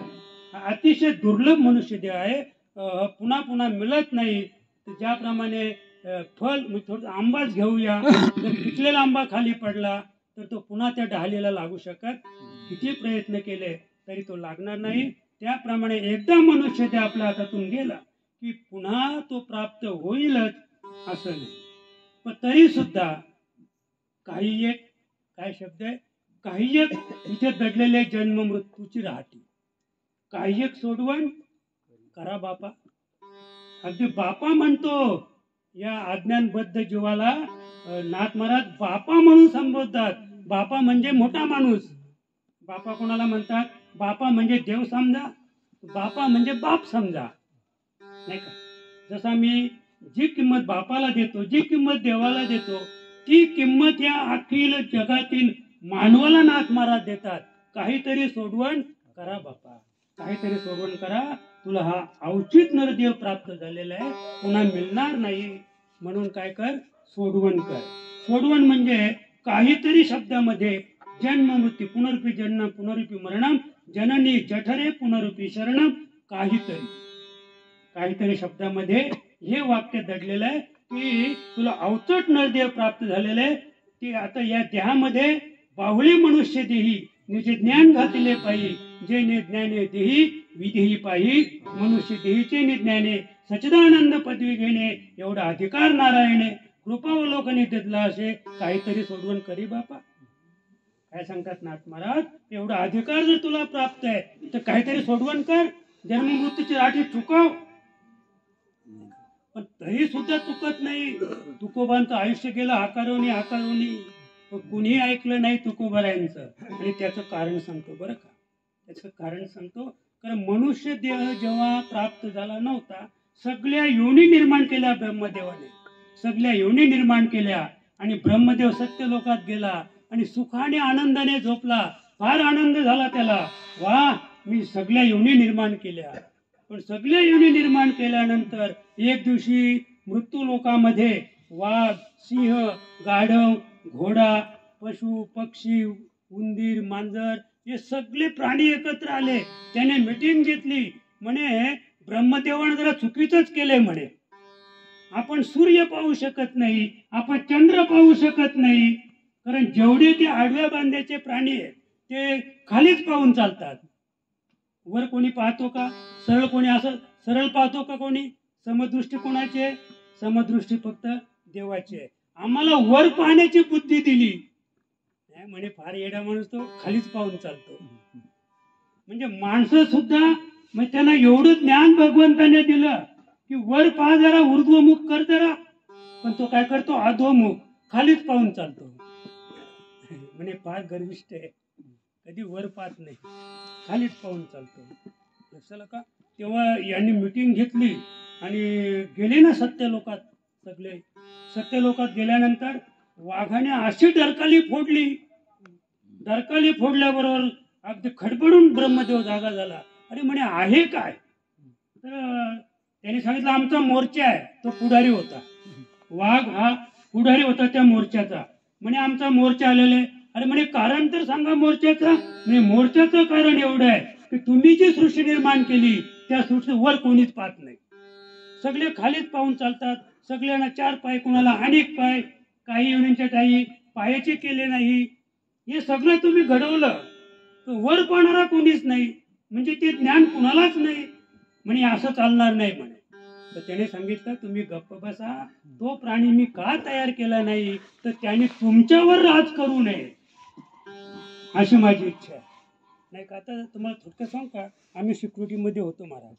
पूर्ण आयुष्य गेलं पण सुपरवायझर नव्हता. मनमानी कारभार, झोपा झोपा, उठा उठा, 4 दिवस कामावर या, नाही तर महिनाभर घरी बसा, तरी पगार चालूच का? सुपरवायझर नाही. सुपरवायझर असेल तर मग ते चालणारच नाही. ऐकलं का? म्हणजे आमच्यावर कोणाचा अंकुश नव्हता. ब्रह्मदेवाने सांगितलं, अरे बाळांनो, तुम्ही श्रेष्ठ आहात, तुम्ही भाग्यवंत आहात की तुमच्यावर कुणाचाही अंकुश नाही. तुम्ही स्वैर फिरू शकता, पण गाढव आला ना पुढं, नाही चालणार म्हणे, नाही चालणार. आम्हाला तसा प्राणी पाहिजेच, उभ्या बांध्याचा, 2 हाताचा, 2 पायाचा, असा पाहिजे म्हणे आम्हाला एक प्राणी. अरे म्हणे गाढवा, ब्रह्मदेव म्हणे गाढवा, अध्याप विचार कर म्हणे, पण माझी तुम्ही सांगता तर मी असा प्राणी निर्माण करतो. कसा? 2 पायाचा, 2 हाताचा, उभ्या बांध्याचा प्राणी निर्माण करतो. पण माझी अशी इच्छा आहे, ब्रह्मदेव म्हणाले, की मी त्याला मेंदू देणार नाही. कारण त्याला मेंदू दिला तर तो माझी पण खुर्ची खाली करायला मागे येणार. तो ब्रह्मदेवाचा बाप झाल्याशिवाय राहणार नाही मानव. म्हणून मी मानव निर्माण करेन तुमच्या इच्छेप्रमाणे. गाढव म्हणतो, मग असं करा ना, माझी इच्छा आहे ना, आम्ही सगळे मेंदू देऊ. मग गाढवाने थोडस काढून दिला, वाघाने दिला, सिंहाने दिला, कुत्र्याने दिला, मांजरीने दिला, सगळ्यांनी थोडा थोडा थोडा थोडा मेंदू देऊन एवढा मोठा मेंदू बनवला. आणि तो कुणाला दिला? मानवाला दिला. आता ही एक कथा आपण ऐकली, आता दुसरी कथा सांगतो, मग आपल्या लक्षात येईल उत्तम. कशाला का? प्रभू रामचंद्र आणि लक्ष्मण यांना घेऊन विश्वामित्र त्याच्या यागाचं संरक्षण करायला गेले. त्याच्या यागाचं संरक्षण झालं, त्या ठिकाणी राक्षस मारले गेले आणि मिथिला नगरीमध्ये जनक राजाने सीतेचं स्वयंवर मांडलं. त्या स्वयंवराला विश्वामित्र राम लक्ष्मणाला घेऊन गेले. अगदी धावतं सांगतो, कारण 11 वाजायला आले. तर त्या स्वयंवराला राम लक्ष्मणाला घेऊन गेल्यानंतर त्या स्वयंवरामध्ये रामाने सीतेला तो पण जिंकला. सीतेचा जो पण होता तो धनुष्याला प्रत्यंचा लावायचा, तो पण रामाने जिंकल्यानंतर सीतारामाची झाली. त्याचबरोबर जनक राजा फार अगदी धार्मिक तर होताच, पण अतिशय हुशार राजा होता. त्याने ठरवलं, मग उर्मिला होती ती लक्ष्मणाला दिली, अद्याप एक भरताला मांडवी आणि श्रुतकीर्ती शत्रुघ्नाला दिली. चौघांचे लग्न ठरल्यानंतर जेव्हा जल्लोष झाला अयोध्येमध्ये, 4 भावांचे लग्न एकदाच होणार आहेत. संपूर्ण अयोध्या नटली. संपूर्ण अयोध्या नगरीमध्ये अशी जागा कुठे शिल्लक राहिली नाही ब्लॉक लावायला. हे आता ब्लॉक आलेच ना बघा, प्रत्येक गावामध्ये अगदी प्रत्येकाच्या जोत्याला तो ब्लॉक लावून टाकला. आता तुमचं वरचं पडणारं पाणी जमिनीत जाणार नाही म्हणे, आता बोरिंगला पाणीच नाही येत. अरे पाणी येईल कसं? पाणी झिरपलंच नाही, पाणी जमिनीत मुरलंच नाही. म्हणून फॉरेस्ट खात्यावर पाली आली, डोंगराला खड्डे खोदून राहिले फॉरेस्ट खातं. ते त्यांना माहिती आहे गावात कुठे पाणी मुरत नाही. आपला विषय की संपूर्ण अयोध्या नगरी जिकडे तिकडे मंडप टाकले सगळे, आणि सगळे मंडप टाकल्यानंतर गावकऱ्यांनी मिटिंग घेतली. म्हणे उत्तम आहे, 1 रुपया खर्च आपला येणार नाही, फक्त आपल्या मुला मुलींची लग्न जमवा आणि त्यांच्याच मुहूर्तावर आपली पण लग्न करून घेऊया त्याच मंडपाखाली. झालं, ठरलं. मला फक्त एवढंच सांगायचंय, सगळं ठरलं. बरीच लग्न जमले, हजारो लग्न जमली अयोध्या नगरीमध्ये. पण नंतर काय झालं माहितीये का? ती म्हणजे पूर्ण यादी बनवली, तर यादी बनवल्यानंतर 1000 युवक असे होते की त्यांना युवतीच मिळत नव्हत्या. म्हणजे उपवर मुली संपल्या आणि 1000 युवक उपवर राहिले, मुलीच मिळत नाही. मग मोठा प्रश्न पडला. मग 10-20 पुढारी गेले विश्वामित्राकडे, कुठे ते यागामध्ये गेले, तिकडे जनक नगरीत गेले. म्हणे मुनीजी काय झालं म्हणे, आता हा जो इतका मोठा जल्लोष होणार आहे, एवढा मोठा आनंद या नगरीमध्ये होणार आहे, तर आम्ही निर्णय घेतला आपल्या पण मुलींचे लग्न जमूया. पण 4-5 हजार लग्न जमली, पण आता 1000 मुलं अशी आहेत, असे वर आहेत की त्यांना मुलीच मिळत नाही. आता आनंद कसा साजरा करायचा? आणि ते 1000 मुलगे काय करतील? आता त्यांना आनंद होईल का? म्हणजे ठीक आहे, काही घाबरायचं कारण नाही. कोणी सांगितलं विश्वामित्र म्हणजे प्रतिसृष्टी निर्माण करणारा ऋषी. त्याने प्रतिसृष्टी निर्माण केली. त्याच्याकडे दात गेल्यानंतर त्याने काय केलं, त्या नगरीतील काही म्हशी, काही मांजरी, काही कुत्री आणि काही अजगरणी समजलं ना, अजगर जो झोपूनच राहतो. तर ह्या ज्या स्त्रिया होत्या त्या सगळ्या स्त्रिया त्यांनी बोलून घेतल्या आणि त्या स्त्रियांच्या मुली केल्या, फार रूपवान मुली केल्या. आता 1000 त्या मुली केल्यानंतर हे जे बादर होतं ना, ज्यांची लग्न जमत नव्हती, त्यांना तर इतक्या रूपवान त्या सुंदर स्त्रिया. तेव्हाचा सांगतो का, हे केव्हाचं सांगतो, हे त्रेतायुगातलं सांगतो. त्रेतायुगामध्ये त्या 1000 मुलांसाठी 1000 मुली निर्माण केल्या आणि 1000 मुली निर्माण केल्यानंतर त्यांची लग्न झाल्यानंतर जे मांजरीची जी मुली केली होती ना, मांजरीची मुली ती जेवली की मग ती बोट चाटायची, बोट चाटून खायची. ती मांजरीची मुली ना चोरी करायची, दूध चोरून प्यायची. ती घरामध्ये दूध भरपूर आहे, सासू कुठे गेली की चटकन पिऊन घ्यायची. ही मला अनुवंशिकता ती कोण होती, मांजरी होती. आता जी म्हैशीची जी मुली केली होती म्हैशीची, तर ती काय करायची म्हणजे अशीच भटकायची. आपण काय तिला काय म्हणे ना, येरी मस. तर अशा आज सुद्धा म्हणजे आपण नाही म्हणायचं, पण अशा काही बाय म्हणतात म्हणजे ती कशी आहे म्हणे, आलं लक्षात नाही. म्हणजे हे ते विश्वामित्राने आता कुत्रीची जी मुली केली होती, कुत्रीची ती खसखस करायची, अशा अंगावर धावून यायची, तोंड वाचून. नवऱ्याने काय काय म्हणजे ही ती देवाची कुत्री ती बरं का ते. तर नवऱ्याने काही विचारलं, सासूने काही विचारलं तरी सरळ सांगायचंच नाही, खेचकन अंगावर यायचं. अगदी तो 10 फूट मागे सरला पाहिजे नवरा. ही कोण, कुत्री. आणि ज्या अजगरणी होत्या ना, अजगरणीची मुली केलेली, ते खावा पिव मजा करू झोपूनच जायच्या. सकाळी एकदा पहाटे नवऱ्याला एकदा डबा बनवला, नवरा 5 वाजता निघून गेला की तेव्हाच एक भाकर अजून भाजून ठेवायची. 5 वाजता झोपायचे, दुपारचे 3ला उठायचे, आई पण उठवायला. 3ला उठायचं, आंघोळ करायची, नाही करायची, एक भाकर खायची, पुन्हा झोपून घ्यायचा. नवरा संध्याकाळी 9 वाजता येणार. एक ड्युटी 12 तास. मला काय सांगायचं, या कोण, अजगरणी. पण हे केव्हाचं सांगितलं, त्रेतायुगातलं. मग ही अनुवंशिकता आहे. म्हणजे त्यांचा एवढा विस्तार आहे. आता हा जो विस्तार आहे ना, तो विस्तार वाढत म्हणजे अब्जावधी स्त्रियांमध्ये तो गुण उतरलेला आहे. आणि त्या गुणाचा परिणाम तुम्हा आम्हा सर्वांना भोगायला आलेला आहे. लक्षात का, हे त्याचं कारण आहे. त्याचं हे कारण आहे कोणतं, अवचट नरदेव पावले निधान. आणि म्हणून अगदी नाथराया अगदी करुणापर व्याकुल होऊन शरण आले.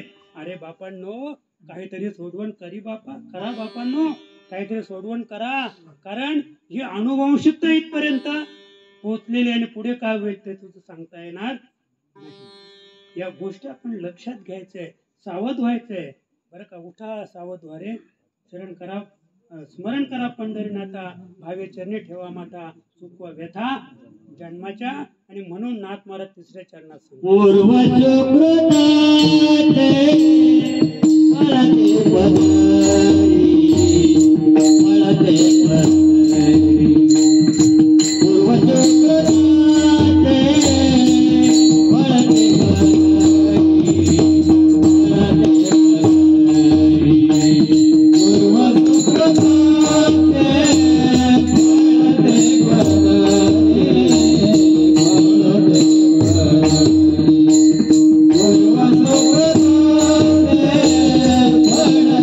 Bye.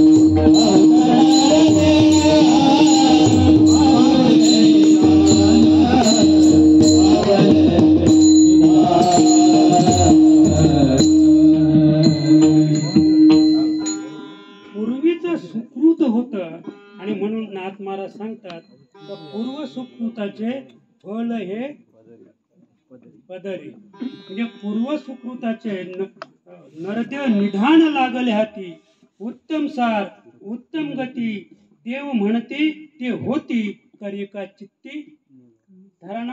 प्रश्नचिन्ह आहे.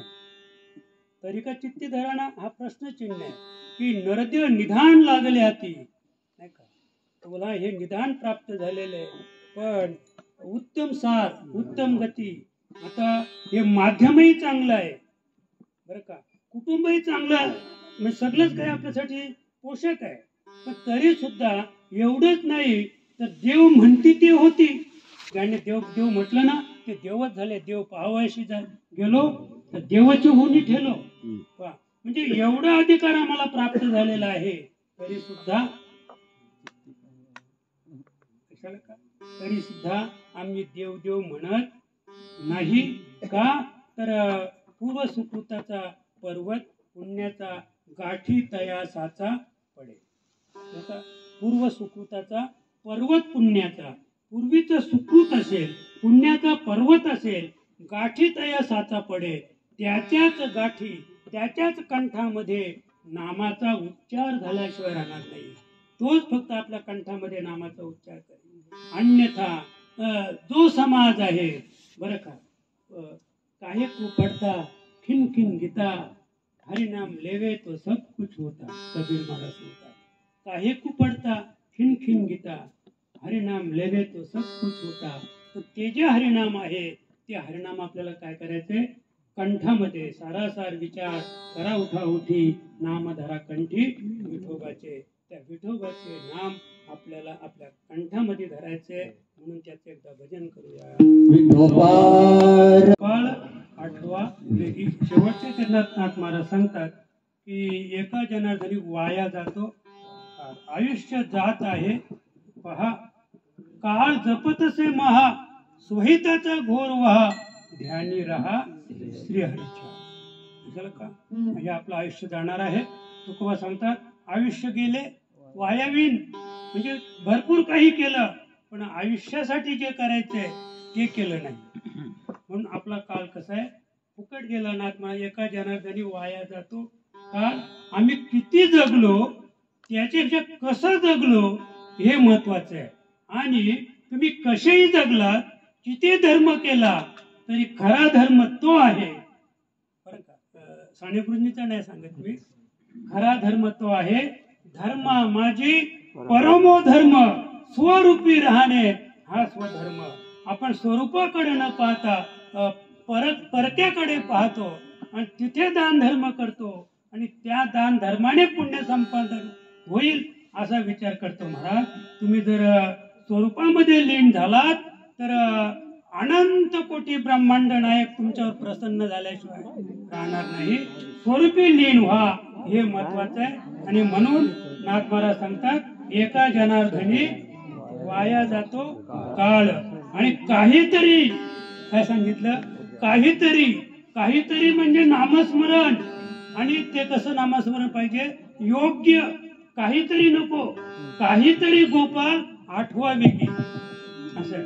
म्हणजे योग्य नामस्मरण आपण जर केलं तर निश्चित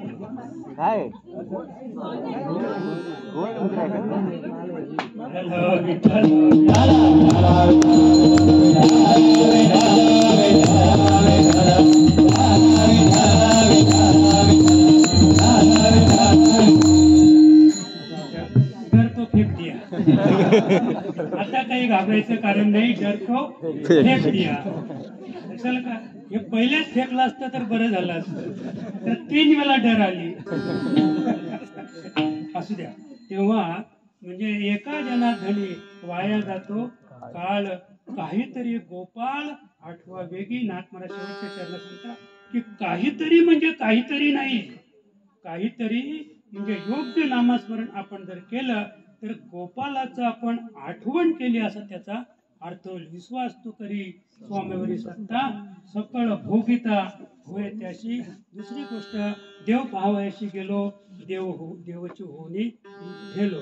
म्हणजे आपण देव पाहायला गेलो तर देवरूप होय अंगी. नाथ महाराज सांगतात आपण देवच झाल्याशिवाय राहणार नाही. म्हणून असं काही भजन करा, कसं करा, काहीतरी गोपाल आठवा वेगी, असं काहीतरी करा. म्हणजे असं काहीतरी करा की जेणेकरून आपण देवाला प्राप्त होऊ, किंवा देव आपल्याला माझा म्हणेल, गोपाळ आपल्याला माझा म्हणेल, असं काहीतरी आपण असं काहीतरी केलं पाहिजे. आणि ते जे काहीतरी आहे ते काहीतरी करण्यासाठी, आणि एकनाथ महाराज अखिल समाजाला उपदेश करतात की काहीतरी गोपाल आठवा, काहीतरी करा, काहीतरी आठवा. आणि जे काही आठवायचंय त्याचा विचार या ठिकाणी आपल्याला मांडायचा आहे. आणि तो विचार म्हणजे ज्ञानेश्वर माऊली माऊली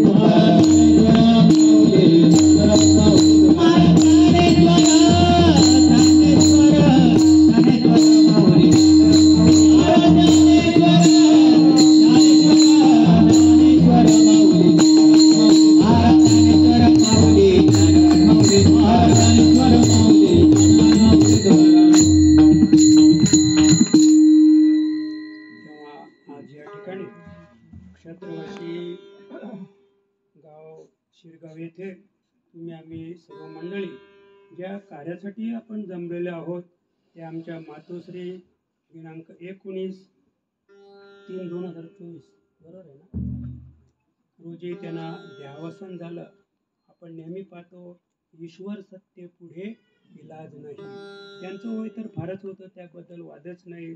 त्यांच्या म्हणजे पार्वतीबाई महादू ढोळे या मातोश्रीच्या पश्चात त्यांचे मुलगे दत्तात्रय महादू ढोले, उत्तम महादू ढोले, आणि हे जे सध्या 3 नंबरचे त्यांचे चिरंजीव आहेत, म्हणजे नियमाप्रमाणे चौथे आहेत, पण मला वाटतंय त्यांनी लग्नच केलेलं नाही.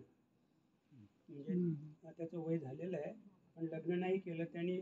त्यांच्या सुना आहेत निर्मला भगवान डोहोले, रंजना उत्तम डोहोले आणि पमाबाई दत्तात्रय डोहोले.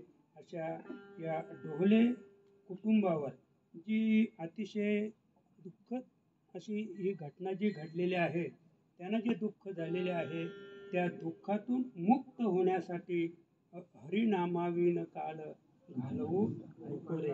हरिनामस्मरणाशिवाय दुसरं काहीच करायचं नाही. आपण जर नामस्मरण केलं तर गेलेल्या मातोश्रीचा आत्मा ज्या ठिकाणी असेल त्या ठिकाणी तो आत्मा आनंदित झाल्याशिवाय राहणार नाही. त्यांच्या पश्चात त्यांचे 3 मुलगे 3 सुना, या त्यांचं जे संगोपन केलं त्या संगोपनाने, त्याचप्रमाणे ते हरिभक्त पारण होत्या, मालकरी होत्या, उत्तम त्याने नामस्मरण केलं आणि त्या नामस्मरणाच्या बळावर वैकुंठापर्यंत पोहोचलेला आहे. आणि त्याची पावती म्हणजे तुम्ही आम्ही सर्व मंडळी या ठिकाणी सार्लंब्याची मंडळी येऊन त्याने उत्तम अशा प्रकारे हरिपाठ केलेला आहे. त्याचप्रमाणे उत्तम साथ आमचे आकाश महाराज लिहे मृदुंगमणी, त्याचप्रमाणे गायकवृंद भाऊबुवा लिहे, त्याचप्रमाणे आमचे चेतन लिहे, आणि महत्त्वाचा विषय म्हणजे आमचे श्रीराम महाराजांचे सुपुत्र या ठिकाणी आज त्यांनी सुंदर हरिपाठालाही साथ गायली, कीर्तनात पण साथ गायली. आणि त्याच्यापेक्षा आणखी महत्त्वाचं सांगतो, तुम्ही पाटील आहातच ना अजून, तर अनेक ठिकाणी मी या शिरगावच्या पाटलाचा आदर्श कीर्तनात सांगतो की असा एकच पाटील मी पाहिला की तो साथीला उभा असतो. असा एकच पाटील मी पाहिला. पाटील त्याला म्हणतात जो कधीच कीर्तनाला येत नाही. पाटील कधीच कीर्तनाला येत, पाटील जर कीर्तनाला तर गावाचं राहिलं काय? म्हणजे मला त्या गावाचं काहीच राहिलं नाही. कशाला का? म्हणजे याच गावचा फक्त पोलीस पाटील कीर्तनामध्ये उभा असतो. अनेक ठिकाणी ज्या ज्या ठिकाणी असे सात्विक कार्यक्रम होतात, कीर्तन प्रवचन, त्यावेळेला ते हजर असतात. त्यांचा आदर्श प्रत्येकाने घेतला पाहिजे बरं का. इथं नेहमी सांगतो की कीर्तनकाराचं कीर्तन ऐकलं तर त्याला कीर्तनकार म्हणता येईल का? आणि तुम्ही असं कुठं पाहिलंय का की या ठिकाणी बुवा अमक्याचं कीर्तन होतं आणि 4 आता इथे शेजारी कोणीच कीर्तनकार नाही का? पण कीर्तनकाराने कीर्तनकाराचं प्रबोधन ऐकणं हे चुकीचं आहे. आणि म्हणून कोणताच कीर्तनकार कोणत्याच कीर्तनकाराचं ऐकत नाही. आणि आमच्या शेजारी कुठेही कीर्तन असलं तर आम्ही पुढे बसलेला असतो. आणि मग कीर्तनकार सुद्धा आमच्या बाबतीत सांगितल्याशिवाय राहत नाही की असा एकच कीर्तनकार आम्ही पाहिला.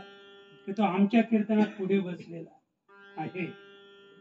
त्याचं कारण आहे आम्ही कीर्तनकार नाही. म्हणजे हा पोलीस पाटील आहे, त्याला हेच माहित नाही की मी पोलीस पाटील आहे.